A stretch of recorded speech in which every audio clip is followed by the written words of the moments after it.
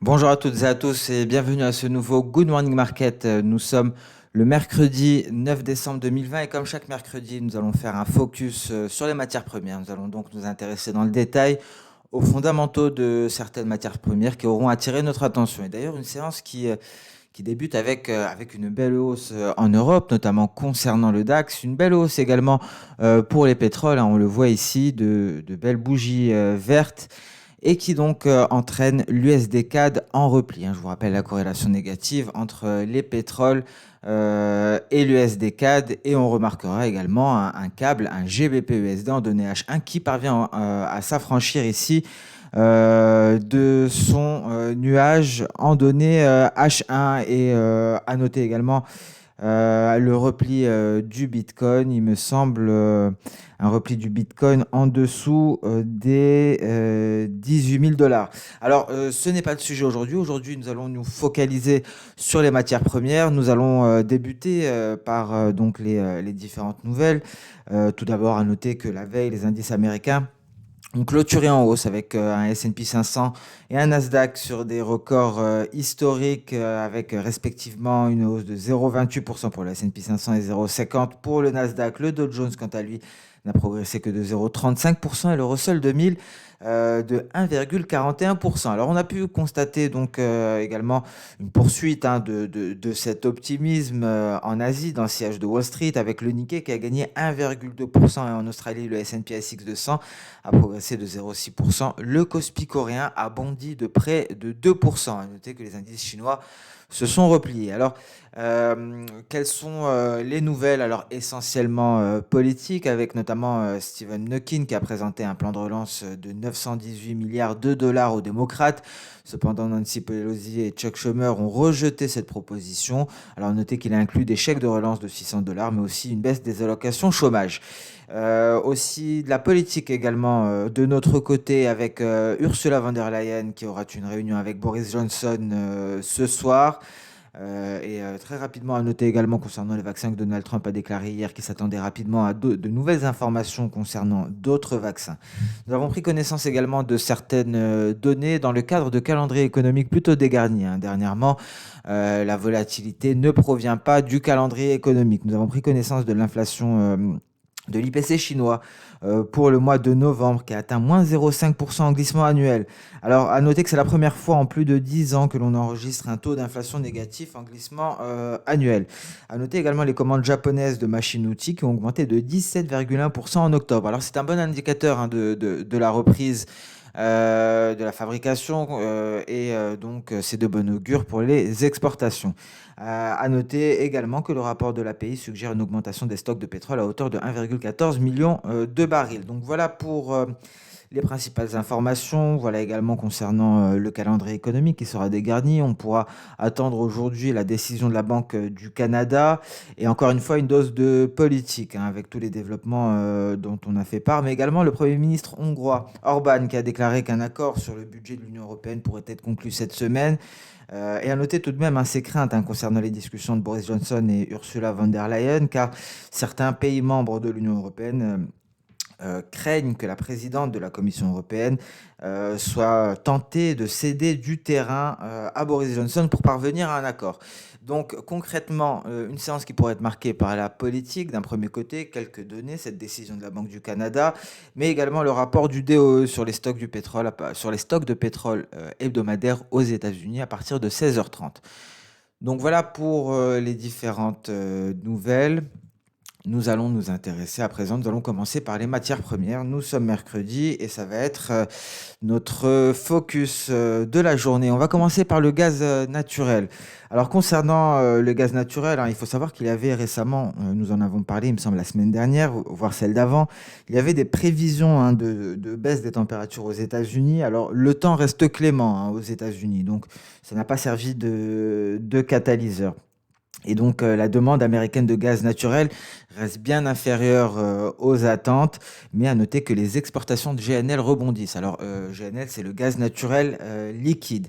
Alors, avant de nous intéresser à cette configuration technique et notamment la tendance saisonnière, on va s'intéresser à ce graphique-là, ce que l'on appelle les open interest, les positions ouvertes, et à noter ici des positions assez élevées pour le contrat de janvier, ce qui indique un possible sell-off très prochainement lors du rollover qui aura lieu la semaine prochaine. Donc prudence, car on devrait assister à une diminution du nombre de positions.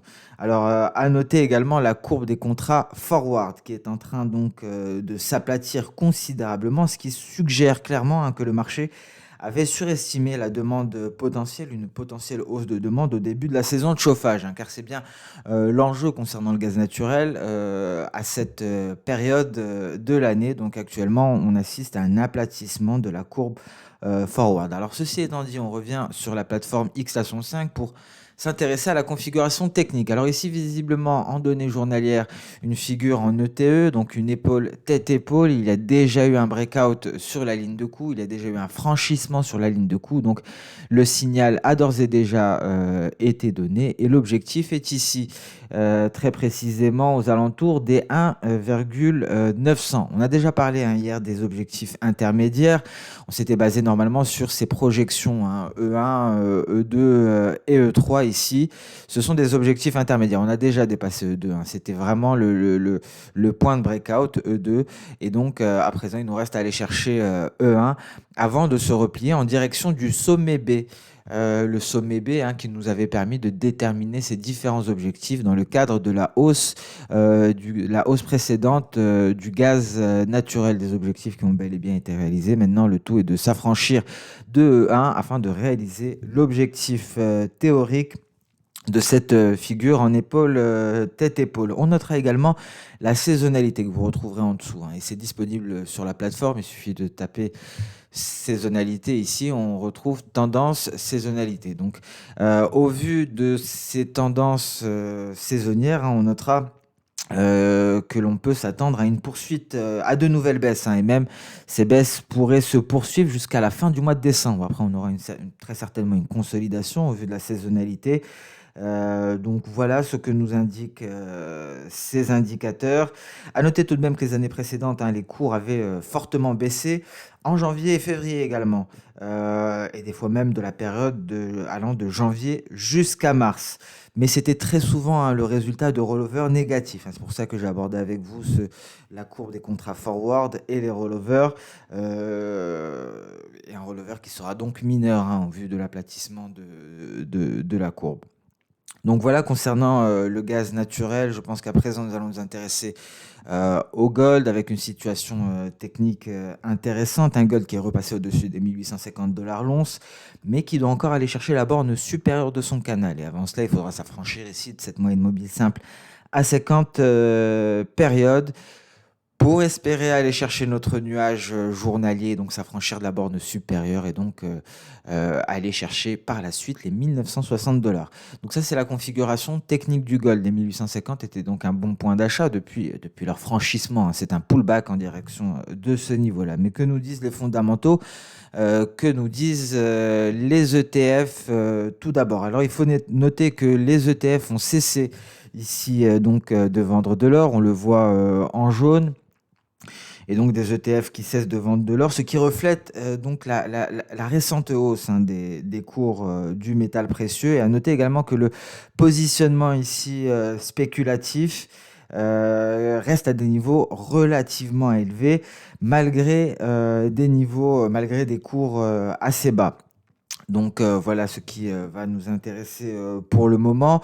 Nous avons également une autre donnée qui va attirer notre attention, c'est le billet vert. Alors on va noter que le billet vert, la faiblesse du billet vert, le billet vert qui est une valeur refuge et donc qui dans un tel contexte perd de son attrait et donc perd du terrain, un billet vert qui s'affaiblit, ce qui soutient les cours de l'or.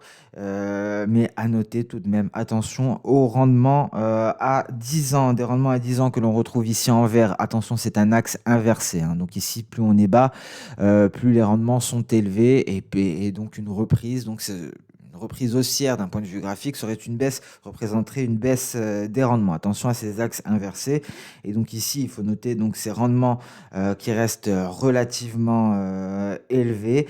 Et donc ce qui va jouer ici concernant les rendements, ce sont les décisions de Jérôme Powell, les décisions de la Réserve fédérale américaine qui pourraient faire baisser les rendements, ce qui pourrait être encore un nouveau facteur positif pour l'or dès l'année prochaine. C'est pour cela que l'on insiste sur une éventuelle reprise du rallye de l'or, car 2021 pourrait marquer la reprise du rallye haussier sur le métal jaune. Donc voilà concernant le gold. Nous avons vu le gold d'un point de vue technique. Je pense qu'à présent, il est grand temps de s'intéresser à l'arabica. Nous allons nous intéresser au café. Ici, le café en données journalières, j'ai superposé au cours du café les cours du réal brésilien. Donc les cours du réal brésilien, je vous rappelle qu'il y a une corrélation négative et donc on voit ici qu'au vu des cours du réal brésilien, le café pourrait être beaucoup plus élevé.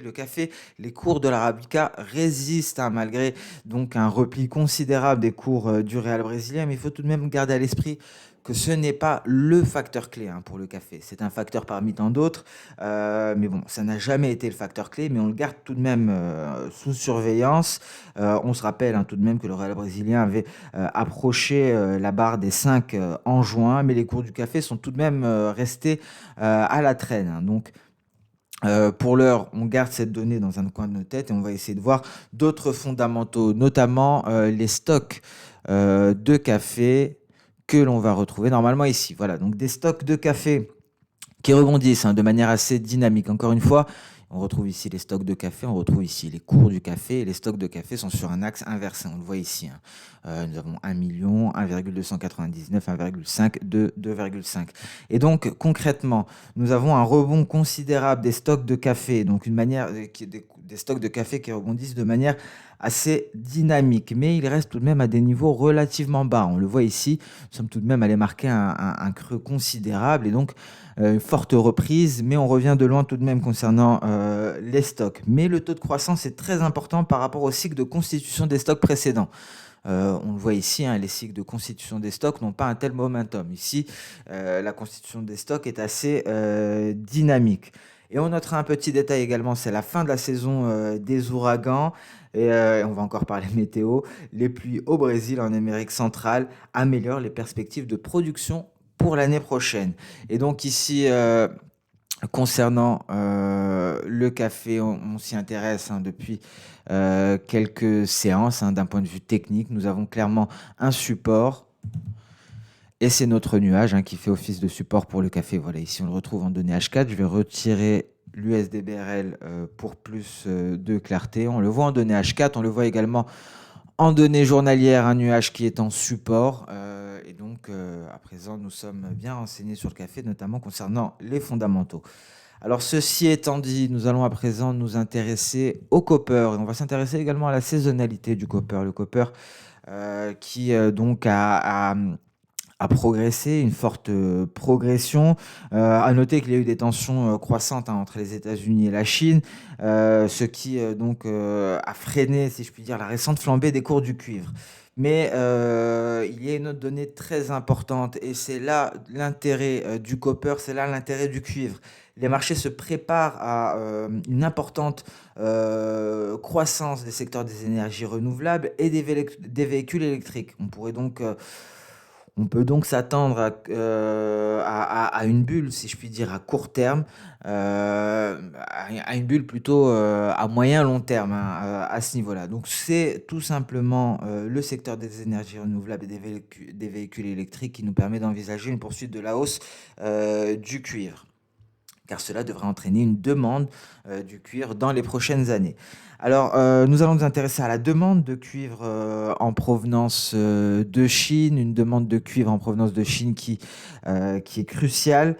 Mais les marchés gardent également à l'esprit les États-Unis. On en a parlé juste avant les élections, et ce plan d'infrastructure de Joe Biden qui devrait soutenir les cours du cuivre, un plan d'infrastructure à hauteur de 2000 milliards de dollars, hein. Je vous rappelle que le cuivre est largement utilisé dans le secteur de la construction. Et donc, on peut le voir ici, des stocks de cuivre sur les bourses des métaux, que ce soit au niveau mondial d'ailleurs ou en Chine.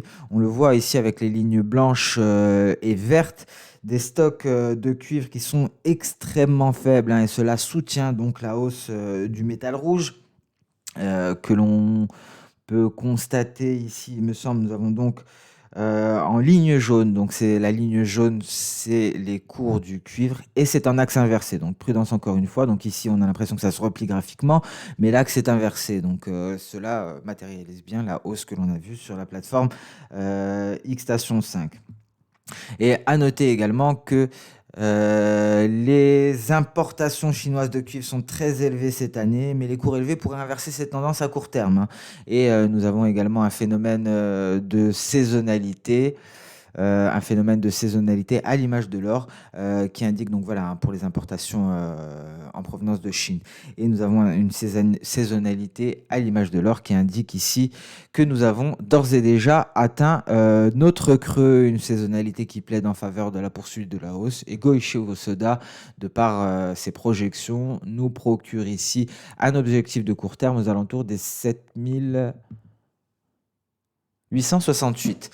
Donc voilà pour les fondamentaux des matières premières. Comme tous les mercredis, nous allons. Qu'est-ce qu'il nous reste à voir concernant les matières premières? Le pétrole qui rebondit. Alors le pétrole, hein, qui a bien sauvegardé, hein, cette ligne de tendance haussière qui est soutenue également par un nuage, même si nous avons un petit trou d'air ici, si je puis dire, qui aurait pu plaider en faveur d'un repli de court terme. Mais le pétrole progresse à la hausse et s'affranchit de sa quille jaune et de sa Tenkan en direction des récents sommets. Donc voilà ce que l'on peut dire sur les matières premières. On va passer à présent sur le marché action, notamment les indices boursiers avec une belle progression matinale pour le DAX, mais également pour le CAC 40.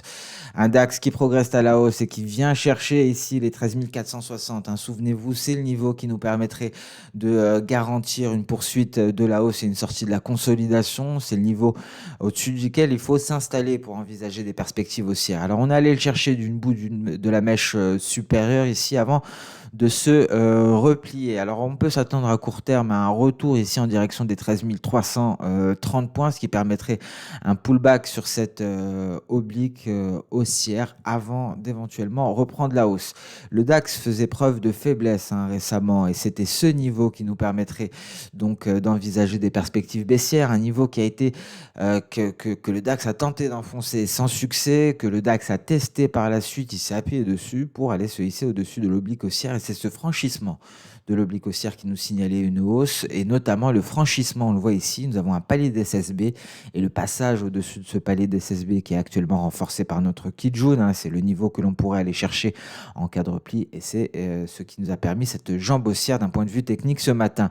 Le CAC 40 lui a réussi à se hisser au-dessus de son nuage, hein, mais toujours dans son range, toujours en cours de consolidation. Donc le DAX, lui, premier de la classe en ce début de séance européenne. Le Nasdaq a poursuivi sa percée haussière, hein. Il est allé chercher un objectif, il est allé se rapprocher d'un objectif ici des 12 660, hein. C'était l'objectif, je pense, qui avait été donné en analyse matinale hier. Il se replie actuellement. Alors peut-être un retour à 12 600 ici avant de reprendre le chemin de la hausse. Et l'objectif ici qui confirmerait la domination des big tech serait à 12 745 points, objectif issu des projections d'Osoda depuis le test ici de la borne inférieure de ce canal haussier que l'on peut apprécier de manière détaillée en données H1. Donc voilà pour le Nasdaq. Qu'en est-il du Dow Jones, une figure chartiste, hein, qui s'est précisée dernièrement? On parlait d'un triangle ascendant avec pour borne supérieure les 30 000. Les 30 000, c'est de l'histoire ancienne et visiblement nous faisons face à un biseau ascendant. Un biseau ascendant qui est à connotation baissière. Pardon. Habituellement, on en sort par le bas, mais on pourrait franchir la borne supérieure et dans ce cas-là, ce serait pour aller chercher les 30 670. Mais à l'heure actuelle, on en est loin. Il faudrait passer au-dessus de la borne supérieure. Tant qu'on n'y parvient pas, c'est un bon point d'entrée, un bon point de vente ici à court terme avec un beau ratio risque-rendement. On pourrait aller chercher ici la moyenne mobile à 50 périodes qui correspondrait plus ou moins au niveau des 29 950 points. C'est le dernier rempart avant la borne inférieure, une borne inférieure qui est soutenue par la SMA 100. Mais prudence, hein. Pour le moment, la tendance est clairement haussière. Le mieux est de se placer dans le sens de la tendance, mais on ne peut pas se placer tant qu'on n'a pas franchi la borne supérieure. Alors, en cas d'échec de franchissement, c'est là que l'on va donc intervenir à la baisse et donc aller chercher éventuellement cette SMA 50, voire l'SMA 100. Et en cas de passage sous cette SMA 100 et donc en cas de cassure de la borne inférieure de notre biseau ascendant, là, ce serait un signal baissier évident. Qu'en est-il du S&P 500? Un S&P 500 qui se maintient à l'intérieur donc de son canal ascendant et qui poursuit à la hausse et qui est en train de s'affranchir actuellement d'un objectif. C'était un objectif d'Osoda, les 3706. On se hisse au-dessus et donc on pourra aller chercher la borne supérieure ici pour peut-être aller se replier et effectuer un retour à la moyenne. Un retour à la moyenne qui serait synonyme de retour sous les 3700. Donc prudence à tout franchissement des 3700, ce qui nous permettrait d'aller chercher notre key jaune aux alentours des 3680 points. Donc voilà pour les indices américains. Nous allons terminer, nous allons conclure donc par le marché d'échange avec donc un billet vert qui poursuit en territoire négatif. On est en train donc de se détourner de cette valeur au refuge et donc une baisse après une baisse qui est un retour à la baisse après une tentative de rebond qui n'est pas parvenu à aller tester notre Tenkan. Alors l'euro-dollar, c'est un peu plus compliqué. L'euro-dollar, on a rebondi encore une fois sur ce que l'on avait qualifié de ligne de coup, mais ce scénario baissier n'est pas à écarter complètement. Pourquoi? Alors, lorsque l'on a la formation d'une seconde épaule, il y a deux cas, il y a deux scénarios, hein. Soit on s'affranchit, soit on franchit la ligne de coup. La ligne de coup est ici, je vais la marquer en gras d'ailleurs. Soit on franchit donc la ligne de coup et dans ce cas-là, on va aller chercher l'objectif théorique qui nous est fourni par cette figure chartiste qui nous permettrait de nous placer en dessous des 1,20. Soit on rebondit dessus. Et là, nous avons rebondi dessus. Cependant, on n'a pas franchi l'oblique haussière qui relie la tête, à la seconde épaule. Donc les perspectives baissières sont toujours d'actualité. D'ailleurs, le mieux pour entrer à l'achat sur l'euro-dollar serait d'attendre un repli en direction des 1,20 voire des 1,2040. Et là, ce sera un excellent point d'entrée pour profiter d'une prochaine hausse de l'euro-dollar. Mais attention, demain, demain, on prendra connaissance de la décision de la Banque centrale européenne.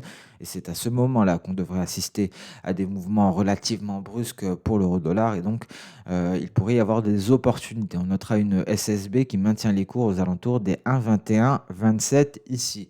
Donc voilà pour l'euro-dollar. Nous avons un GBP-USD qui retrouve des couleurs aujourd'hui, clairement en nette hausse à 1,34 21. Et au niveau du marché d'échange, c'est tout ce qu'il y a à signaler. Alors sur ce Good Morning Market focalisé sur les matières premières touche à sa fin. Pas mal de mouvements en ce début de séance européenne. Dans un tel contexte, je vous souhaite une excellente séance, une très bonne journée. On se donne rendez-vous dès demain pour la prochaine vidéo. Je vous remercie pour votre temps. N'hésitez pas à liker, voire à poser des questions si vous en avez en commentaire de cette vidéo. J'ai une très bonne proposition d'ailleurs. Effectivement, ce serait bien de pouvoir échanger entre clients XTB. Je vais essayer de réfléchir à cette proposition, de trouver une éventuelle solution. Mais en attendant, sachez qu'il y a les commentaires YouTube. Pour cela, vous pouvez donner vos avis, vous pouvez échanger. Je me ferai un plaisir donc de prendre part aux discussions. Alors merci à toutes et à tous pour votre fidélité. Rendez-vous demain pour le prochain Good Morning Market. Au revoir.